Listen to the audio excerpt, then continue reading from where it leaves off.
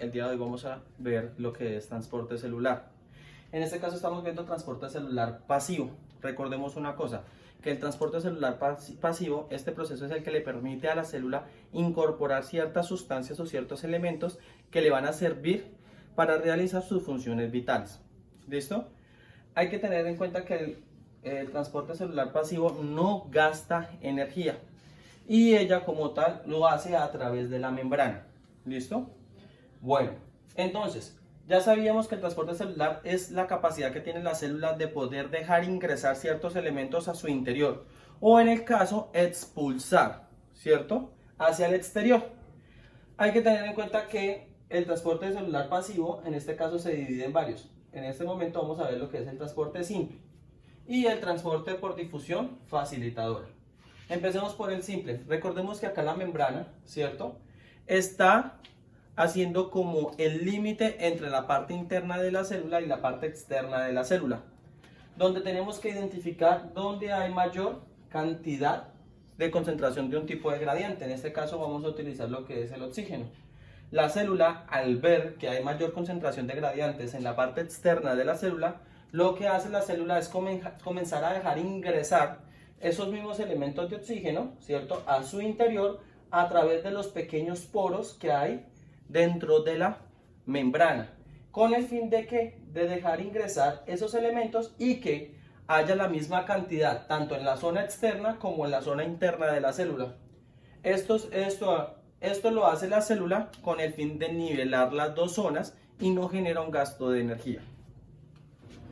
En el transporte pasivo por difusión facilitadora también se necesita la membrana, pero acá hay algo diferente, que acá comenzamos a contar con unos canales de iones, que estos canales de iones son los que le van a permitir a la célula dejar ingresar ciertos elementos, ¿cierto?, dentro de ella. Pero hay que tener en cuenta de que estos elementos no van a poder pasar por la membrana o por los poros de la membrana, ya que tienen una carga eléctrica. Entonces va a hacer uso de una proteína transportadora o de un canal, una proteína de canal. Hay que tener en cuenta lo siguiente. Ejemplo, supongamos que acá tenemos aminoácidos, ¿cierto? Y podemos visualizar que la mayor zona de concentración, en este caso, es la zona interna.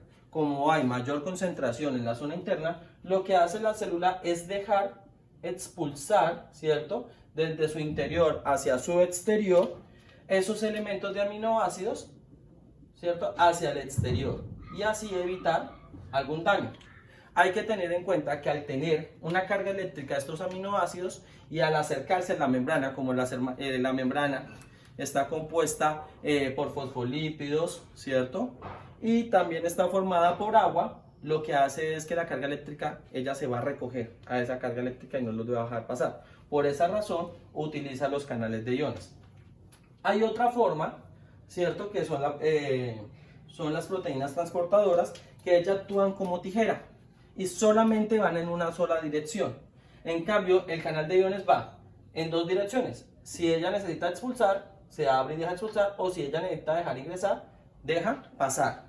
En cambio, estas proteínas ya son o solamente para ingresar o solamente para expulsar. No puede hacer las dos cosas al mismo tiempo.